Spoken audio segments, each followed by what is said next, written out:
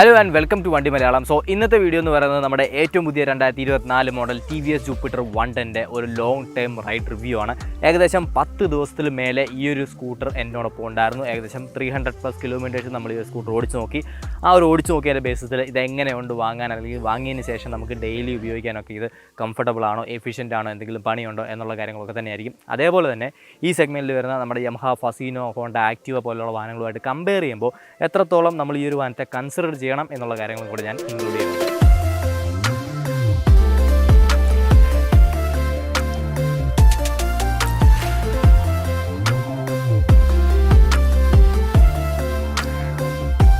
ലുക്കിൽ തുടങ്ങുകയാണെന്നുണ്ടെങ്കിൽ hands of ഇതൊരു fresh ഡിസൈനാണ്. ഇത് വളരെ അട്രാക്റ്റീവ് ആയിട്ടുള്ളൊരു ഡിസൈനാണ്. അതുപോലെ തന്നെ ഒരുപാട് ആളുകൾ ഇതിലേക്ക് നോക്കുന്നതായിട്ട് നമുക്ക് ഫീൽ ചെയ്യും ഈ വാഹനമായിട്ട് പുറത്തിറങ്ങുന്ന സമയത്തേക്ക്. എന്നോട് ഒരുപാട് പേര് വന്ന് ചോദിച്ചു, ഇത് ഇലക്ട്രിക് സ്കൂട്ടറാണോ, ഇത് ഈ ഒരു DRLൻ്റെ ഡിസൈൻ, അതുപോലെ തന്നെ ഈ ഒരു വാഹനത്തിൻ്റെ ഓവറോൾ ഡിസൈനൊക്കെ കണ്ടിട്ട് വന്നിട്ട് ചോദിച്ചത് ഇലക്ട്രിക് ആണോ, എത്ര രൂപയാണ് ഇതിന് വരുന്നത്, പുതിയതാണോ, TVS എപ്പോഴും ഇറക്കിയതാ എന്നൊക്കെയുള്ള കാര്യങ്ങൾ. സോ അങ്ങനെ ഒരുപാട് ശ്രദ്ധ നേടാം, അല്ലെന്നുണ്ടെങ്കിൽ ഒരു ഫ്രഷ് ഫീൽ ഈ ഒരു വാഹനത്തിന് നിങ്ങൾക്ക് തരാൻ സാധിക്കും. അതാണ് ഫസ്റ്റ് ഇതിൻ്റെ ലുക്കിനെ പറ്റിയിട്ട് അല്ലെങ്കിൽ ഇതിൻ്റെ ഡിസൈനെ പറ്റിയിട്ട് എനിക്ക് പറയാനുള്ളൊരു കാരണം എന്ന് പറഞ്ഞാൽ. പിന്നീട് പറയുന്നത് ഈ നമ്മുടെ കയ്യിലിരിക്കുന്നത് SX ഡിസ്ക് ടോപ്പ് മോഡലാണ്.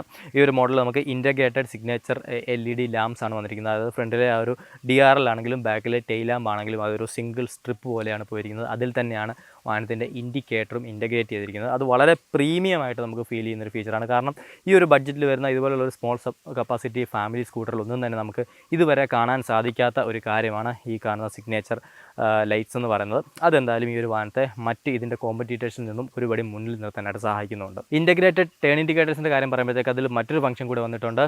ഓട്ടോമാറ്റിക് ടേൺ ഓഫ് ഫംഗ്ഷൻ അതിലുണ്ട്. അതായത് നമ്മൾ ഓൺ ആക്കിയതിന് ശേഷം ഒരു 20 സെക്കൻഡ് കഴിയുമ്പോഴത്തേക്ക് ഓട്ടോമാറ്റിക്കായിട്ട് ഈ ഒരു ടേൺ ഇൻഡിക്കേറ്റേഴ്സ് ഓഫ് ആവും. അതായത് നമ്മൾ ആ ഒരു ടേൺ എടുത്തു കഴിഞ്ഞ് നമ്മളത് പ്രത്യേകിച്ച് ഓഫ് ആക്കേണ്ട ആവശ്യമില്ല.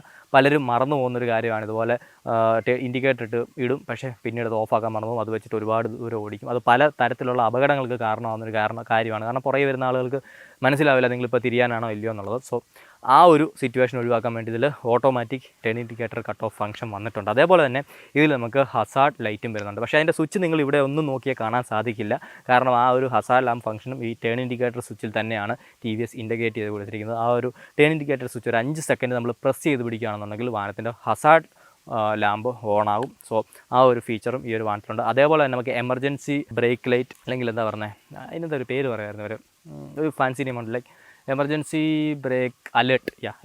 ബ്രേക്ക് അലേർട്ട് ഫംഗ്ഷനും ഈ ഒരു വാഹനത്തിൽ വന്നിട്ടുണ്ട്. അതായത് നമ്മൾ നോർമലി ഇങ്ങനെ പൊയ്ക്കൊണ്ടിരിക്കുകയാണ്, പ്രത്യേകിച്ച് ഹൈവേസിലൊക്കെ ഇങ്ങനെ പൊയ്ക്കൊണ്ടിരിക്കുന്ന സമയത്തേക്ക് നമ്മൾ പെട്ടെന്നൊരു സഡൻ ബ്രേക്ക് ഇടേണ്ട സിറ്റുവേഷൻ വന്നു കഴിഞ്ഞാൽ ബാക്കിലുള്ള ആൾക്ക് മനസ്സിലാവും നമ്മൾ പെട്ടെന്ന് തന്നെ നിൽക്കാൻ പോവുകയാണെന്നുള്ളത്. നോർമൽ സ്ലോ ഡൗണോ കാര്യങ്ങളൊന്നുമല്ല, സഡനായിട്ട് നമ്മൾ വാഹനം നിർത്തുകയാണെന്നുള്ളത്. സോ ആ ഒരു ബാക്ക് ടെയിൽ ലാമ്പ് ഒരു പ്രത്യേക പാറ്റേണിൽ ഫ്ലാഷ് ചെയ്ത് കഴിയുമ്പോൾ ബാക്കിൽ വരുന്ന ആളുകൾക്ക് അത് മനസ്സിലാക്കാൻ വേണ്ടി അങ്ങനെ ഒരു ഫീച്ചറും കൂടെ കൊടുത്തിട്ടുണ്ട്. പക്ഷേ ഇത് കേൾക്കുമ്പോൾ നിങ്ങൾക്ക് തോന്നാം ഇതിൽ അതായത് നമ്മുടെ നാട്ടിൽ വാഹനം ഓടിക്കുന്ന എത്ര പേർക്ക് ഈ സാധനമൊക്കെ കണ്ടാൽ മനസ്സിലാവുന്നുള്ളത്. അതൊരു വാല്യൂഡ് പോയിന്റ് തന്നെയാണ്. ആളുകളെ ഇതിനെ പറ്റിയിട്ട് എഡ്യൂക്കേറ്റ് ചെയ്യുക എന്നുള്ളൊരു കാര്യം കൂടെ വളരെ ഇമ്പോർട്ടൻ്റ് ആണ്. പക്ഷേ ആ ഒരു ഫീച്ചറും കൂടെ ഇതിലേക്ക് TVS ആഡ് ചെയ്തിട്ടുണ്ട്. ഒരു 110cc ഫാമിലി സ്കൂട്ടർ ആണെന്നുള്ളതും കൂടെ നിങ്ങൾ എപ്പോഴും ഓർമ്മയിൽ വെക്കേണ്ട ഒരു കാര്യമായിട്ടുണ്ട്.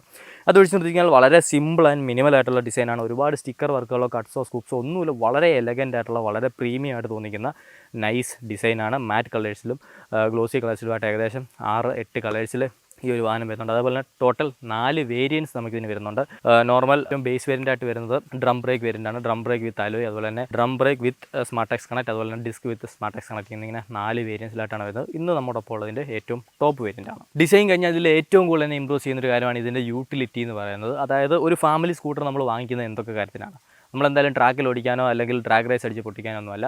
നമ്മളുടെ ഡേ ടു ഡേ ലൈഫിലുള്ള ഉപയോഗങ്ങൾ വളരെ സ്മൂത്തായിട്ട്, വളരെ കൺവീനിയൻ്റ് ആയിട്ട്, ഒരു ബുദ്ധിമുട്ടും കൂടാണ്ട് നമുക്ക് ഉപയോഗിക്കാൻ വേണ്ടിയാണ് ഇതുപോലുള്ളൊരു ചെറിയ സ്കൂട്ടർ നമ്മൾ നമ്മുടെ വീട്ടിലേക്ക് വാങ്ങിക്കുന്നത്. സോ ആ ഒരു ഫംഗ്ഷനാലിറ്റി 100% സാറ്റിസ്ഫൈ ചെയ്യുന്ന തരത്തിലാണ് ഈ ഒരു സ്കൂട്ടറിലെ കാര്യങ്ങൾ വന്നിരിക്കുന്നത്. ഫ്രണ്ടിൽ നിന്ന് തന്നെ തുടങ്ങുകയാണെങ്കിൽ ഫ്രണ്ടിലൊരു 2 ലിറ്ററിൻ്റെ ഗ്ലൗ ബോക്സ് വരുന്നുണ്ട്. അത് വളരെ യൂസ്ഫുള്ളാണ്. കാരണം ചെറിയ കാര്യങ്ങൾ നമ്മുടെ പെട്ടെന്ന് പേഴ്സോ അല്ലെങ്കിൽ കടയിലൊക്കെ പോകുന്ന സമയത്ത് കവറും കാര്യങ്ങളൊക്കെ പെട്ടെന്ന് ചുരുട്ടി നമുക്ക് അതിലേക്ക് വെക്കാൻ സാധിക്കും. അതേപോലെ തന്നെ നമുക്ക് വേണമെന്നുണ്ടെങ്കിൽ മൊബൈലും അതിനകത്ത് വെച്ച് ചാർജ് ചെയ്യാവുന്നതാണ്. പക്ഷേ ഒപ്റ്റിക്കൽ ഇമേജ് സ്റ്റെബിലൈസേഷൻ വരുന്ന ഹൈ എൻഡ് മൊബൈൽസ് ഒന്നും ഞാൻ റെക്കമെൻഡ് ചെയ്യില്ല. കാരണം അത് നിങ്ങൾ ഇതിനകത്ത് ഇട്ട് കഴിഞ്ഞാൽ വാഹനത്തിന് വരുന്ന വൈബ്രേഷൻസ് വെച്ചിട്ട് നിങ്ങളുടെ മൊബൈൽ ഡാമേജ് ആവാനായിട്ട് ചാൻസ് ഉണ്ട്. നോർമൽ മൊബൈലുകളൊക്കെ തന്നെ നിങ്ങൾക്ക് ഈ ഒരു ഗ്ലോ ബോക്സിലിട്ട് ചാർജ് ചെയ്യാം. നിങ്ങൾ റോഡിൽ കൂടെ എത്ര ഗട്ടറിലൂടെ ചാടിപ്പോയെന്ന് പറഞ്ഞാലും മൊബൈലിലെത്തി നിന്ന് അങ്ങനെ പെട്ടെന്ന് തെറിച്ച് പോകുന്ന സിറ്റുവേഷൻ ഒന്നും തന്നെ ഉണ്ടാവാൻ സാധ്യതയില്ല. അതേപോലെ തന്നെ അതിന് മുകളിലായിട്ട് ഒരു USB Type A പോർട്ട് കൊടുത്തിട്ടുണ്ട്. ആ പോർട്ടിൽ ഇട്ട് കഴിഞ്ഞാൽ നമുക്ക് ഈസി ആയിട്ട് മൊബൈൽ ചാർജ് ചെയ്യാം. അല്ലെന്നുണ്ടെങ്കിൽ ഞാൻ നോർമലി ചെയ്യുന്നത് എൻ്റെ ചാർജിങ് കേബിൾ ഇതിൽ കണക്ട് ചെയ്തിട്ട് എൻ്റെ പോക്കറ്റിൽ ഫോണിട്ട് ഇതിലിരുന്ന് കഴിഞ്ഞാൽ ഈസി ആയിട്ട് ആ കേബിളിന് അത്ര നീളം കിട്ടും. നമുക്ക് ഒരു ബുദ്ധിമുട്ടും ഇല്ലാണ്ട് അങ്ങനെ മൊബൈൽ ചാർജ് ചെയ്യാം. സോ എന്തായാലും mobile on the go charge ചെയ്യാൻ സാധിക്കുക എന്ന് പറയുന്നത് നല്ലൊരു കാര്യം തന്നെയാണ് ഈ ഒരു സ്കൂട്ടറിനെ സംബന്ധിച്ച് നോക്കുമ്പോഴത്തേക്ക്. പിന്നീട് വരുന്നതാണ് ഫ്രണ്ട് ഫ്യൂൽ ഫില്ലിംഗ്. 5.1 ലിറ്ററിൻ്റെ ഒരു ഫ്യൂൽ ടാങ്കാണ് വാഹനത്തിൽ വന്നിരിക്കുന്നത്. അതുകൊണ്ട് തന്നെ ഇതിൻ്റെ ഫില്ലിംഗ് മെക്കാനിസം നമുക്ക് ഫ്രണ്ടിലാണ്. അതുകൊണ്ട് ഒന്നാമത്തെ കാര്യം നമുക്ക് വാഹനത്തിൽ നിന്ന് ഇറങ്ങേണ്ട കാര്യമില്ല. റൈഡർക്കോ ബില്ലണോ വണ്ടിക്കകത്ത് നിന്ന് ഇറങ്ങുക വേണ്ട. രണ്ടാമത്തെ കാര്യം ഈ എക്സ്റ്റേണൽ ഫ്യൂൽ ഫില്ലിംഗ് വരുന്ന വണ്ടികളിൽ തന്നെ ഫ്രണ്ടും ബാക്കും തമ്മിലുള്ള വ്യത്യാസം എന്താണെന്ന് വെച്ചാൽ ബാക്കിൽ വരുന്നതിനകത്ത് ചില സമയങ്ങളിൽ അതിൻ്റെ ക്യാപ്പ് ഓപ്പൺ ആയിരിക്കുക. അത് റൈഡർക്ക് മനസ്സിലാക്കാൻ സാധിക്കില്ല. പുറകിൽ നിന്ന് വരുന്ന ആളുകളായിരിക്കും ചിലപ്പോൾ പറയുന്നത് ടാങ്ക് ഓപ്പൺ ആയിരിക്കുക എന്നുള്ളത്. അത് ഒഴിവാക്കാൻ സാധിക്കും. അതുപോലെ തന്നെ കുറച്ചും കൂടെ കൺവീനിയൻ്റ് ആണ് ഫ്രണ്ടിൽ ഫില്ല് ചെയ്യുന്നത്. നമുക്ക് തന്നെ കാണാം ഫില്ല് ചെയ്യുന്നത്. അപ്പം അങ്ങനെയുള്ള ഗുണങ്ങൾ വരുന്നുണ്ട്. പിന്നെ അതിൻ്റെ ഒരു ഫ്ലോ എന്താണെന്ന് ചോദിച്ചു കഴിഞ്ഞാൽ നമ്മൾ ഫുൾ ടാങ്ക് ഒക്കെ പെട്രോൾ അടിക്കുന്ന സമയത്തേക്ക് ഫുൾ ടാങ്ക് പെട്രോൾ അടിക്കുമ്പോൾ എപ്പോഴും നല്ല ഫോഴ്സിലായിരിക്കും അടിക്കുന്നത്. ആ അടിക്കുന്ന സമയത്തേക്ക് എയർ ടാങ്കിനുള്ളിലുള്ള എയർ കാരണം ഫ്യൂവൽ ഫുൾ ടാങ്ക് ആവുന്നതിന് മുമ്പ് തന്നെ കുറേ പെട്ടെന്ന് പുറത്തേക്ക് തള്ളി വരാനുള്ളൊരു സിറ്റുവേഷൻ ഉണ്ടാകും. അത് ഓൾമോസ്റ്റ് ടാങ്ക് ഫുള്ളായി വരുന്ന സമയത്താണ് അങ്ങനെ സംഭവിക്കുന്നത്. നിങ്ങൾ നോർമലി 200 300 അടിച്ചാൽ ആ ഒരു പ്രശ്നം ഉണ്ടാവില്ല. പക്ഷേ ഫുൾ ടാങ്ക് അടിക്കാൻ പറയുകയാണെന്നുണ്ടെങ്കിൽ അങ്ങനെ നോസിലിട്ട് അടിക്കുന്ന സമയത്തേക്ക് ടാങ്കിനുള്ളിൽ എയർ പ്രഷർ ബിൽഡ് ചെയ്ത് ആ ഒരു എയർ മൂലം കുറേ ഫ്യൂൽ പുറത്തേക്ക് തള്ളി വരും. ആ തള്ളി വരുന്ന ഫ്യൂൽ നമ്മുടെ ദേഹത്തേക്ക് വീഴാനൊക്കെ ചാൻസസ് കൂടുതലാണ്. അങ്ങനെയുള്ള സിറ്റുവേഷൻസ് ഈ ഒരു വണ്ടിയിൽ നമുക്ക് ഫീൽ ചെയ്തിട്ടുണ്ട്. അതുകൊണ്ടാണ് അത് ഞാൻ എടുത്തു പറയാൻ കാരണം. അപ്പം TVS അടുത്ത പ്രാവശ്യം ഇതിൻ്റെ അപ്ഡേറ്റ് കൊടുക്കുന്ന സമയത്തേക്ക് അതിനെന്തെങ്കിലും ഒരു പോംവഴി കണ്ടുപിടിക്കേണ്ടതാണ്. നമുക്ക് ചെയ്യാൻ സാധിക്കുന്നത് എന്താണെന്ന് വെച്ചാൽ അടിക്കുന്ന ആളോട് പറയുക, സൂക്ഷിച്ചടിക്കണം, ഇങ്ങനെ ഒരു സിറ്റുവേഷൻ ഉണ്ട്, അതുകൊണ്ട് പയ്യെ അടിക്കാവൂ, നിറയുന്നതിനനുസരിച്ച് അടിക്കുക, അല്ലാണ്ട് നോസിലിട്ട് ഒറ്റ അടിക്ക് ഫുള്ളാക്കാൻ നോക്കരുത് എന്നുള്ളത് മാത്രമാണ്. അത് ഒഴിച്ച് നിർത്തി കഴിഞ്ഞാൽ എക്സ്റ്റേണൽ ഫ്രണ്ട് ഫ്യൂൽ ഫില്ലിംഗ് എന്ന് പറഞ്ഞൊരു നല്ല ഫീച്ചർ തന്നെയാണ് ഈ ഒരു സ്കൂട്ടറിൽ കൊടുത്തിരിക്കുന്നത്. അതുപോലെ ഈ ഒരു ഫ്രണ്ട് ഏരിയയിൽ നമുക്കൊരു ലഗേജ് ഹുക്കും കൊടുത്തിട്ടുണ്ട്. അതുകൊണ്ട് തന്നെ നമുക്ക് കവറോ കാര്യങ്ങളോ ഒക്കെ തന്നെ ഉണ്ടെങ്കിൽ അതിൽ തൂക്കിയിടാനും നല്ലതാണ്. അതുപോലെ ഏകദേശം 6 അടി ഹൈറ്റുള്ള ഒരാൾക്ക് ഈ ഒരു സീറ്റിൽ ഇരുന്ന് കഴിഞ്ഞാൽ ഫ്രണ്ടിൽ കാല് തട്ടും എന്നുള്ള ഒരു ഇഷ്യൂ ഇതിൽ വന്നിട്ടില്ല. ഇതിൻ്റെ ഈ ഒരു ഫ്രണ്ട് ഏരിയ ഡിസൈനൊക്കെ തന്നെ ഹൈറ്റ് ഉള്ളവർക്കും ഓടിക്കാവുന്ന തരത്തിലാണ് ഡിസൈൻ. അതുകൊണ്ട് തന്നെ നമ്മൾ വളവുകൾ എടുക്കുന്ന സമയത്താണെങ്കിലും കുത്തിത്തിരിക്കുന്ന സമയത്താണെങ്കിലും ഒന്നും തന്നെ എനിക്കിതിൽ കാല് തട്ടുന്ന ഒരു ഇഷ്യൂ ഫീൽ ചെയ്തിട്ടില്ല. എൻ്റെ ഹൈറ്റ് എന്ന് പറയുന്നത് 5.8 ഫീറ്റാണ്. അതൊഴിച്ച് നിർത്തി പുറകിലേക്ക് വന്നു കഴിഞ്ഞാൽ നമ്മുടെ അണ്ടർ സീറ്റ് സ്റ്റോറേജ് ആണ് മറ്റേ ഒരു വലിയ യൂട്ടിലിറ്റി ഫാക്ടർ എന്ന് പറയുന്നത്. ഈ ഒരു സെഗ്മെൻറ്റിൽ നിങ്ങൾക്ക് കാണാൻ സാധിക്കാത്തത്ര വലിയ ഒരു സ്റ്റോറേജ് സ്പേസ് ആണ് വാഹനത്തിൽ വന്നിരിക്കുന്നത്. 33 ലിറ്ററിൻ്റെ അണ്ടർ സീറ്റ് സ്റ്റോറേജ് ആണ്. അതുകൊണ്ട് തന്നെ ഈസി ആയിട്ട് നമുക്ക് 2 ഹെൽമെറ്റുകൾ ഇതിൽ സൂക്ഷിക്കാം. അത് ഹെൽമെറ്റ് ഇല്ലെന്നുണ്ടെങ്കിൽ നമ്മൾ ഡെയിലി വാങ്ങിക്കുന്ന സാധനങ്ങൾ എന്തൊക്കെയാണെങ്കിലും അല്ലെങ്കിൽ ഡെയിലി നമ്മൾ ക്യാരി ചെയ്യുന്ന കാര്യങ്ങൾ എന്തൊക്കെയാണെന്നുണ്ടെങ്കിലും ഒരു കുഴപ്പവും ഇല്ലാണ്ട് ഈ ഒരു സാധനത്തിന് അകത്ത് വെക്കാവുന്നതാണ്. ഞാനിപ്പം ഷൂട്ടിന് ഇറങ്ങിയ സമയത്തേക്ക് നമ്മുടെ ക്യാമറ ബാഗ്, എൻ്റെ ഒരു ബാക്ക് പാക്ക്, അതുപോലെ തന്നെ ട്രൈപോഡിൻ്റെ ബാഗും കാര്യങ്ങളും ഒക്കെ തന്നെ ഈ ഒരു സ്കൂട്ടർ തന്നെയാണ് കൊണ്ടുവന്നത്. അത് കൊണ്ടുവരുന്നതിൽ എനിക്ക് ഒരു ബുദ്ധിമുട്ടും ഫീൽ ചെയ്തില്ല. അതേപോലെ തന്നെ വരുന്നൊരു സംഭവമാണ് 5-in-1 കീ സെറ്റ് എന്ന് പറയുന്നത്. ആ ഒരു കീ സെറ്റ് തന്നെ നമ്മുടെ ഇഗ്നീഷൻ ഓൺ ആക്കാനും ഓഫ് ആക്കാനും വണ്ടി ലോക്ക് ചെയ്യാനും ഈ ഒരു റിയർ സീറ്റ് ഓപ്പൺ ചെയ്യാനും ആ ഒരു ഫ്യൂവൽ ലിഡ് ഓപ്പൺ ചെയ്യാനും ഒക്കെ തന്നെയും യൂസ് ചെയ്യുന്നത്. അതുകൊണ്ട് തന്നെ ഒരിക്കൽ കീ നമ്മൾ അതിലിട്ട് കഴിഞ്ഞാൽ ഒരു 10 പ്രാവശ്യം പിന്നീട് ഈ സാധനങ്ങളൊക്കെ തുറക്കാൻ വേണ്ടിയിട്ട് കീ ഊരുകയോ ഇടുകയോ ചെയ്യേണ്ട ഒരു ആവശ്യമില്ല. വൺസ് നിങ്ങളതിട്ടെങ്കിൽ വണ്ടി വീട്ടിൽ കൊണ്ട് ലോക്കാക്കി വെക്കുന്ന സമയത്ത് അത് ഇതിൽ നിന്ന് ഊരിയാൽ മതി. ബാക്കി എല്ലാ ഫംഗ്ഷനും ആ ഒരു കീ സെറ്റിൽ തന്നെ നടക്കും എന്നുള്ളത് നല്ല ഒരു യൂട്ടിലിറ്റി കാര്യം തന്നെയാണ്. ഇത്രയും കാര്യങ്ങൾ ഒഴിച്ചു നിർത്തി കഴിഞ്ഞാൽ പിന്നീട് എനിക്കിതിൽ ഏറ്റവും കൂടുതൽ ഇഷ്ടപ്പെട്ടതാണ് ഈ ഒരു വാഹനത്തിൻ്റെ സിംപ്ലിസിറ്റി അല്ലെങ്കിൽ റൈഡ് ക്വാളിറ്റി എന്ന് പറയുന്നത്. വളരെ ലൈറ്റ് ഫീൽ തരുന്ന ഒരു റൈഡ് ക്വാളിറ്റിയാണ് തരുന്നത്. അതായത് നിങ്ങളിപ്പോൾ ഒരു ബിഗിനർ ആണെങ്കിലോ അല്ലെങ്കിൽ ലേഡീസ് ആണെങ്കിലോ നിങ്ങൾക്ക് ഒരു എഫേർട്ടും ഇല്ലാണ്ട് ഈ ഒരു വാഹനം നിങ്ങൾക്ക് ഏത് സിറ്റുവേഷനും ആണെങ്കിലും ഉപയോഗിക്കാൻ സാധിക്കും. അതുപോലെ തന്നെ ഇതിൻ്റെ സസ്പെൻഷൻ സെറ്റപ്പ് എന്ന് പറയുന്നത് വളരെ കംഫർട്ട് ഓറിയൻറ്റഡ് ആണ്. നല്ല ഹാൻഡ്ലിങ് പ്രൊവൈഡ് ചെയ്യുന്നതാണ്. അതുകൊണ്ട് തന്നെ നമ്മുടെ ഫാമിലി യൂസിങ് ടൈമിൽ നിങ്ങൾക്ക് നടുവേദനയൊക്കെ പ്രശ്നമുള്ള ആളുകളാണെങ്കിൽ കൂടി ഒരു പ്രശ്നമില്ലാണ്ട് ഓടിച്ചുകൊണ്ട് നടക്കുക. കാരണം ഒരുമാതിരി മോശപ്പെട്ട വഴി കൂടി ഓടിച്ചുകൊണ്ട് പോയെന്ന് പറഞ്ഞാൽ നമുക്ക് നല്ല കംഫർട്ട് തരുന്ന രീതിക്കാണ് ഇതിൻ്റെ സസ്പെൻഷൻ സെറ്റപ്പ് വന്നിരിക്കുന്നത്. അതുകൊണ്ട് സസ്പെൻഷൻ്റെ കാര്യത്തിൽ ഞാൻ ഈ വാഹനത്തിന് 100ൽ 100 തന്നെ കൊടുക്കും. TVS എപ്പോഴും അവരുടെ റൈഡിങ് ഡൈനാമിക്സ് പെർഫെക്ഷനിലേക്ക് കൊണ്ടുവരാനായിട്ട് ശ്രമിച്ചുകൊണ്ടിരിക്കുന്ന ഒരു ബ്രാൻഡാണ്. ആ ഒരു സംഭവം നമുക്ക് ഈ ഒരു ചെറിയ ഫാമിലി സ്കൂട്ടറിലും കാണാൻ സാധിക്കും. പ്രീവിയസ് ജനറേഷൻ ജൂപ്പിറ്ററിനേക്കാളും കുറേ കൂടെ ബെറ്റർ ആയിട്ടുള്ള ഒരു സസ്പെൻഷൻ ആൻഡ് കംഫർട്ടാണ് ഈ ഒരു വാഹനത്തിൽ വരുന്നത്. അതുപോലെ തന്നെ സീറ്റ് ആണെങ്കിൽ തന്നെ നല്ല വൈഡാണ്, നല്ല ലോങ് ആണ്, നല്ല പാഡിങ് തരുന്ന കംഫർട്ടബിൾ ആയിട്ടുള്ള സീറ്റ് തന്നെയാണ് കൊടുത്തിരിക്കുന്നത്. ഇനി ബ്രേക്കിങ്ങിലേക്ക് പോകുകയാണെന്നുണ്ടെങ്കിൽ തന്നെ ഈ ഒരു സെഗ്മെൻറ്റിൽ ഞാൻ ഓടിച്ചതിൽ വെച്ച് നല്ല ബ്രേക്കിംഗ് ഫീഡ്ബാക്ക് തരുന്നൊരു സ്കൂട്ടറാണ് TVS ജൂപ്പിറ്റർ 110 എന്ന് പറഞ്ഞത്. കാരണം ഫ്രണ്ട് ബ്രേക്ക് നമുക്ക് ഓൾമോസ്റ്റ് ഒരു 150cc ബൈക്ക് ഓടിക്കുമ്പം അതിൽ നിന്ന് കിട്ടുന്ന ഫീഡ്ബാക്ക് എങ്ങനെയാണ് അതിനോട് തന്നെ കമ്പയർ ചെയ്യാൻ സാധിക്കുന്ന തരത്തിലുള്ളൊരു ഫീലാണ് ഈ ഫ്രണ്ട് ബ്രേക്കിൻ്റെ ഭാഗത്തുനിന്ന് കിട്ടിക്കൊണ്ടിരിക്കുന്നത്. കാരണം നല്ല കോൺഫിഡൻ്റ് ആയിട്ട് നമുക്ക് ഏത് സ്പീഡിൽ നിന്നും വണ്ടിയെ പെട്ടെന്ന് തന്നെ നിർത്താൻ സാധിക്കുന്നതാണ്. അപ്പം നല്ല ബ്രേക്കിങ്ങും കൂടെയാണ് കൊടുത്തിരിക്കുന്നത്. ഫ്രണ്ടിൽ നമുക്ക് ഡിസ്ക് വേരിയൻറ്റിൽ 260 mm വലിപ്പമുള്ള ഒരു ഡിസ്ക് ബ്രേക്കാണ് വന്നിരിക്കുന്നത്.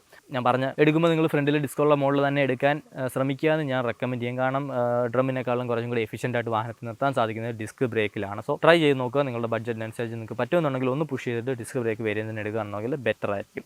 മറ്റൊരു കാര്യമാണ് ഇതിൻ്റെ ഡിസ്പ്ലേ എന്ന് പറയുന്നത്. ഈ ഒരു ടോപ്പ് വേരിയൻറ്റിൽ വന്നിരിക്കുന്നത് ഒരു കളർ LCD ഡിസ്പ്ലേ ആണ്. കളർ എന്ന് പറയുമ്പോൾ നിങ്ങൾ ഒത്തിരി കളർഫുള്ളായിട്ടൊന്നും പ്രതീക്ഷിക്കില്ല. ഒരു നെഗറ്റീവ് LCD ആണ്. അതിൽ നമുക്കിപ്പോൾ ഫ്യൂവൽ കാണിക്കുന്നിടത്ത് ഒരു ചെറിയ ചുവന്ന കളർ, അല്ലെന്നുണ്ടെങ്കിൽ ഇക്കോ ആൻഡ് പവർ മോഡ്സിന് കളേഴ്സ്, അങ്ങനെ ചെറിയ മിനിമൽ കളർ എലമെൻറ്റ്സ് മാത്രമേ കൊടുത്തിട്ടുള്ളൂ. എങ്കിലും കാണാനും റീഡ് ചെയ്യാനും കൊടുത്തിരിക്കുന്ന ഇൻഫർമേഷൻ ഒക്കെ തന്നെ അടിപൊളിയാണ്. നമുക്ക് instantaneous fuel efficiency, average fuel efficiency, trip F പോലെയുള്ള കാര്യങ്ങൾ കൊടുത്തിട്ടുണ്ട്. അതുപോലെ തന്നെ TVSൻ്റെ സ്മാർട്ട് ടെക്സ് കണക്ടിവിറ്റി ഉള്ളതുകൊണ്ട് തന്നെ നമുക്കിതിൽ call and SMS alert, navigation പോലെയുള്ള കാര്യങ്ങളൊക്കെ തന്നെ കാണാൻ സാധിക്കുന്നതാണ്. പിന്നീട് ഇതിൻ്റെ ആ ഒരു ബൂസ്റ്റ്, ഇതിൽ ഈ പറയുന്നതാ TVS ഐഗോ അസിസ്റ്റ് ബൂസ്റ്റ് ഫംഗ്ഷൻ ഉള്ളതുകൊണ്ട് തന്നെ അതിൻ്റെ ഫംഗ്ഷനാലിറ്റീസ് ഒക്കെ തന്നെ ഇതിൽ കാണിച്ചു തരാം. മൊത്തത്തിൽ നോക്കിക്കഴിഞ്ഞാൽ ഇതുപോലെ ഒരു സ്കൂട്ടറിന് ഒരു അഡ്വാൻസ്ഡ് ഡിസ്പ്ലേ തന്നെ വേണം പറയാനായിട്ട്. ബേസ് വേരിയൻസ് ആണ് നിങ്ങൾ നോക്കുന്നതെങ്കിൽ അതിൽ അനലോഗ് മീറ്ററാണ് വരുന്നത്. അത് ഇതിനേക്കാളും കാണാൻ ഭംഗിയുള്ളതായിട്ടാണ് എനിക്ക് ഫീൽ ചെയ്തത്. കാരണം കുറച്ചും കൂടി ഒരു കംപ്ലീറ്റ് ഡാഷ് ഫീൽ അതിന് തരാൻ സാധിക്കുന്നുണ്ട്. ഇതെന്ന് പറയുമ്പം ആ ഒരു അനലോഗും ഇതും ഒരേ ഫ്രെയിമിൽ തന്നെ വരുന്നതുകൊണ്ട് തന്നെ അതിൻ്റെ ഒരു ചെറിയ എന്താ പറയണ്ടേ കോസ്റ്റ് കട്ടിങ് നമുക്കിവിടെ ഫീൽ ചെയ്യും. കാരണം ഈ ഒരു ഡിസ്പ്ലേ എന്ന് പറയുന്നത് ഒരു ഓൾമോസ്റ്റ് ഒരു വെർട്ടിക്കൽ രീതിയിൽ വരുന്നതാണ്. അപ്പം അതിന് ബാക്കി കിടക്കുന്ന സ്പേസസ് രണ്ട് സൈഡിലുള്ളത് നമുക്ക് കുറച്ച് ഇതായിട്ട് തോന്നും. നിങ്ങൾ ആ അനലോഗ് കണ്ടാൽ മാത്രമേ ഇത് തമ്മിലുള്ള വ്യത്യാസം മനസ്സിലാവുള്ളൂ. അതൊരു നെഗറ്റീവായിട്ട് ഞാൻ പറയുന്നില്ല. ഡിസൈനിൽ കുറച്ചും കൂടെ അത് നന്നാക്കാമായിരുന്നു മാത്രമേ ഞാൻ ഉദ്ദേശിക്കുന്നുള്ളൂ. പിന്നീട് വരുന്നതാണ് ഈ ഒരു വാഹനത്തിൻ്റെ എഞ്ചിൻ എന്ന് പറയുന്നത്. പുതിയ 113cc single cylinder air cooled എഞ്ചിനാണ് ഈ ഒരു വാഹനത്തിൽ TVS യൂസ് ചെയ്തിരിക്കുന്നത്. എഫിഷ്യൻസിയും റിലയബിലിറ്റിയും സ്മൂത്ത്നെസ്സും ഒക്കെ കൂട്ടാനായിട്ട് പിസ്റ്റൻ്റെയും അതുപോലെ തന്നെ എഞ്ചിൻ കമ്പോണൻസിൻ്റെ ഒക്കെ തന്നെ വെയിറ്റ് കുറച്ചിട്ടുണ്ട്. അതുകൊണ്ട് തന്നെ വാഹനം കുറച്ചും കൂടെ ബെറ്ററായിട്ട് ആക്സിലറേറ്റ് ചെയ്യും, കുറച്ചും കൂടെ സ്മൂത്തറായിട്ട് പെർഫോം ചെയ്യും, കുറച്ചും കൂടെ നല്ല ഫ്യൂൽ എഫിഷ്യൻസി തരും. ഈ ഒരു ഐഗോ അസിസ്റ്റ് ഉള്ളതുകൊണ്ട് തന്നെ പ്രീവിയസ് മോഡലിനേക്കാളും 10% ഫ്യൂൽ എഫിഷ്യൻസി കൂടുതൽ കിട്ടുമെന്നാണ് TVS ക്ലെയിം ചെയ്യുന്നത്. അത് കിട്ടുന്നതായിട്ടും എനിക്ക് ഫീൽ ചെയ്യുന്നുണ്ട്. കാരണം ആ ഒരു മോട്ടറിൻ്റെ അസിസ്റ്റ് ഉള്ളതുകൊണ്ട് തന്നെ എഞ്ചിന് ലോഡ് കൂടുതലുള്ള സമയങ്ങളിൽ കുറച്ചും കൂടെ സ്മൂത്തായിട്ട് ഈസി ആയിട്ട് പെർഫോം ചെയ്യാൻ പറ്റുന്നതായിട്ട് ഈ വാഹനം ഓടിക്കുമ്പോൾ നമുക്ക് ഫീൽ ചെയ്യും. പ്രത്യേകിച്ച് നമ്മൾ വലിയ ലോറി ബസ് പോലുള്ള കാര്യങ്ങളൊക്കെ തന്നെ ഒരു 40-50 കിലോമീറ്റർ സ്പീഡുകളിൽ പോയിട്ട് പെട്ടെന്ന് ഓവർടേക്ക് ചെയ്യേണ്ടി വരുമ്പോഴത്തേക്ക് നോർമൽ 110cc സ്കൂട്ടറുകളെക്കാളും ബെറ്ററായിട്ട് ഇത് ആക്സിലറേറ്റ് ചെയ്ത് നമുക്ക് പെട്ടെന്ന് ആ ഒരു ഓവർടേക്ക് ചെയ്യാനായിട്ട് സാധിക്കുന്നതായിട്ട് എനിക്കിതിൽ ഫീൽ ചെയ്തിട്ടുണ്ട്. അത് കുറച്ചും കൂടെ സ്മൂത്തായിട്ട് ചെയ്യാനായിട്ട് ഈ ഒരു വാഹനത്തിൽ സാധിക്കുന്നുണ്ട്. അതുപോലെ തന്നെ മൈലേജ് നമ്മുടെ ഒരു ടെസ്റ്റിങ്ങിൽ എനിക്കൊരു ഓൺ ആൻ ആവറേജ് 50 km/ലിറ്റർ ആണ് കിട്ടിയത്. എൻ്റെ ഓടിക്കുന്നതിൻ്റെ സ്റ്റൈൽ കാരണമൊക്കെ തന്നെയാണ്. വളരെ പതിയെ ഓടിക്കുന്ന ഒരാളാണ്. അതായത് ഒരു 50 അതിൽ താഴെ ഓടിക്കുന്ന ആളുകൾ അല്ലെങ്കിൽ 50 to 60 കിലോമീറ്ററിൽ ഓടിക്കുന്ന ആളുകൾക്കൊക്കെ തന്നെ കുറച്ചും കൂടെ ബെറ്റർ ആയിട്ടുള്ള ഫ്യൂൽ എഫിഷ്യൻസി ഈ ഒരു സ്കൂട്ടറിൽ നിന്ന് കിട്ടുന്നതായിരിക്കും. അതിന് ആ ഒരു ഐഗോ അസിസ്റ്റ് നിങ്ങളെ നന്നായിട്ട് ഹെൽപ്പ് ചെയ്യുന്നതായിരിക്കും. അങ്ങനെ ഓവറോൾ നോക്കുകയാണെന്നുണ്ടെങ്കിൽ കമ്പാരിറ്റീവ് ടു ഇറ്റ്സ് കോമ്പറ്റീറ്റേഴ്സ് നിങ്ങൾക്ക് ബെറ്റർ റിഫൈൻമെൻറ്റും ബെറ്റർ പഞ്ചി പെർഫോമൻസുമാണ് ഈ ഒരു എഞ്ചിൻ്റെ ഭാഗത്ത് നിന്ന് കിട്ടുന്നത്. ഇനി ഫൈനലി പ്രൈസ് നോക്കുകയാണെന്നുണ്ടെങ്കിൽ 1,30,000 തുടങ്ങി 1,17,000 രൂപ വരെയാണ് ഇതിൻ്റെ ഓൺ റോഡ് കേരള പ്രൈസ് വരുന്നത്. അപ്പോൾ ഈ ഒരു പ്രൈസ് നോക്കുകയാണെങ്കിൽ ടോട്ടലി വർത്തിട്ടെന്ന് ഞാൻ പറയുള്ളൂ. കാരണം നിങ്ങൾക്ക് ഒരു ഫീച്ചർ ലോഡഡ് എഫിഷ്യൻസി പ്ലസ് ഇഷ്ടം പോലെ സ്പേസ് തരുന്ന ഒരു ഫാമിലി സ്കൂട്ടറാണ്. പിന്നെ ഒരുപാട് പേർക്കുള്ള ഒരു ടെൻഷനായിരിക്കും TVS എന്നൊരു കമ്പനിയുടെ വാഹനം എടുത്താൽ എങ്ങനെയുണ്ടാവും comparing the other Japanese competitors. So TVS നമ്മൾ പണ്ട് കേട്ടിട്ടുള്ളതിനേക്കാളും ഒരുപാട് ഇവോൾവ് ആയി ഇമ്പ്രൂവ് ആയി എന്ന് മാത്രമേ എനിക്കിപ്പോൾ പറയാൻ സാധിക്കുകയുള്ളൂ. സർവീസിൻ്റെ കാര്യത്തിൽ നമുക്ക് മിക്സഡ് ഒപ്പീനിയനാണ് കസ്റ്റമേഴ്സിൻ്റെ ഭാഗത്തുനിന്ന് കിട്ടുന്നത്. നല്ല സർവീസ് സെൻറ്റേഴ്സും ഉണ്ട്, മോശം സർവീസ് സെൻറ്റേഴ്സും ഉണ്ട്. സോ അത് തിരഞ്ഞെടുക്കുക എന്നുള്ളത്, റെസ്പോൺസിബിലിറ്റി തിരഞ്ഞെടുക്കുക എന്നുള്ളത് ആസ് എ കസ്റ്റമർ നമ്മുടെ കൂടെ ഒരു ഉത്തരവാദിത്വമാണ്. നമുക്ക് ബ്ലൈൻഡ്ലി ഏതെങ്കിലും ഒരു TVS ബോർഡ് കണ്ടിട്ട് അതിൻ്റെ കീഴിൽ കൊണ്ട് കൊടുത്ത് നല്ല സർവീസ് കിട്ടുമെന്ന് പ്രതീക്ഷിക്കാൻ സാധിക്കില്ല. നമ്മുടേതായിട്ടുള്ള റിസർച്ചും കൂടെ നടത്തിയിട്ട് ചൂസ് ചെയ്യുന്നതായിരിക്കും ഏറ്റവും ബെറ്റർ. അതിപ്പം TVSൻ്റെ കാര്യത്തിലല്ല, ഏത് ബ്രാൻഡിൻ്റെ കാര്യത്തിലാണെങ്കിലും ഞാനത് സജസ്റ്റ് ചെയ്യുള്ളൂ. ഇപ്പോൾ ഹോണ്ട, യമഹ എല്ലാം നല്ല ബ്രാൻഡ്സ് ആണെന്ന് പറഞ്ഞുകൊണ്ട് അതിനെല്ലായിടത്തും നല്ല സർവീസ് കിട്ടണമെന്നില്ല. മോശം എക്സ്പീരിയൻസ് ആ കസ്റ്റമേഴ്സിൻ്റെ ഇടയ്ക്കും ഉണ്ട്. സോ സർവീസിൻ്റെ കാര്യം പേടിച്ചിട്ട് നിങ്ങൾ ഈ ഒരു വാഹനത്തിൽ നിന്നും ഒഴിഞ്ഞു പോകരുതെന്ന് മാത്രമേ എൻ്റെ ഒരു ഹംബിൾ റിക്വസ്റ്റ് ഉള്ളൂ. നിങ്ങൾ അറ്റ്ലീസ്റ്റ് ഈ വാഹനം ഒന്ന് ഓടിച്ച് നോക്കുക. നിങ്ങൾ വാഹനം എടുക്കാൻ പോകുന്ന സമയത്തേക്ക് മറ്റു വാഹനങ്ങൾ ട്രൈ ഔട്ട് ചെയ്യുന്നതിൻ്റെ കൂട്ടത്തിൽ തന്നെ ഈ ഒരു വാഹനത്തെ കൂടെ ഒന്ന് കൺസിഡർ ചെയ്യുക. ഇതിൻ്റെയും കൂടെ ഒരു ടെസ്റ്റ് റൈഡ് എടുത്ത് നോക്കുക. തീർച്ചയായിട്ടും നിങ്ങൾക്ക് ഈ ഒരു വാഹനത്തിൽ നല്ലൊരു ഇംപ്രസിങ് റൈഡ് തന്നെ കിട്ടും എന്നുള്ളതാണ് എൻ്റെ ഒരു വിശ്വാസം. സോ എന്തായാലും എന്താണ് നിങ്ങളുടെ അഭിപ്രായം എന്നുള്ളത് തീർച്ചയായിട്ടും ഒന്ന് കമൻറ്റ് ചെയ്യുക. ഇറങ്ങി ഇത്ര ചുരുങ്ങിയ മാസങ്ങൾക്കിടെ തന്നെ ഒരുപാട് ജൂപ്പിറ്റേഴ്സ് TVS വിറ്റേഴ്സ് നമുക്കിപ്പോൾ റോഡിൽ നോക്കിയാൽ തന്നെ കാണാം. ഒരുപാട് ജൂപ്പിറ്ററുകൾ നമുക്കിപ്പോൾ കാണാൻ സാധിക്കും പുതിയത്.